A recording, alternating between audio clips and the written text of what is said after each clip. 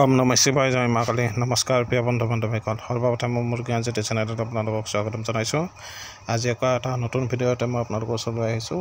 আজি আমি এইটো এনেকুৱা এটা বিষয় লৈ মই আহিছোঁ আপোনালোকৰ ওচৰত। আমি কেতিয়াবা পুতুককৈ পৰি আমাৰ হাত মুচুকা খাওঁ বা ভৰিত মুচুকা খাওঁ বা বিষ হয়, সেনেকুৱা এটা ঘৰুৱা চিকিৎসা লৈ মই আপোনালোকৰ ওচৰলৈ আহিছোঁ।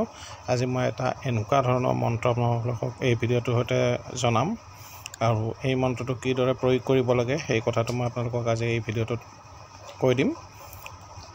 যেতিয়া আমি পৰি আমাৰ শিৰ বগৰা বুলি কওঁ, তেতিয়া আমাৰ বিষ হয়, আৰু এই বিষ পৰিত্ৰাণ পোৱাৰ বাবে আমি মিঠাতেল ল'ব লাগে। আৰু মিঠাতেল লৈ যি মন্ত্ৰটো মই ভিডিঅ'টোত দেখুৱাম, সেই মন্ত্ৰটো 3বাৰ গাই এই বিষ হোৱা ঠাইখিনিত জাৰিব লাগে। 3বাৰ মিঠাতেল লৈ তো আপোনালোকৰ সেই বিষ আৰোগ্য হয়। আৰু এইদৰে আমি 3 দিন কৰিব লাগে। আৰু ইয়াৰ বাবে আমি কিছু নিয়ম থাকে। আমি গুৰুৰ আজ্ঞা ল'ব লাগে, আৰু গুৰুৰ আজ্ঞাৰ অবিহনে যিকোনো কাম নহয়। গুৰুৰ আজ্ঞা লৈ এই মন্ত্ৰটো যেতিয়া প্ৰয়োগ কৰিব, আপোনাৰ সেই মুচুকা খোৱা ৰোগ ভাল হয়।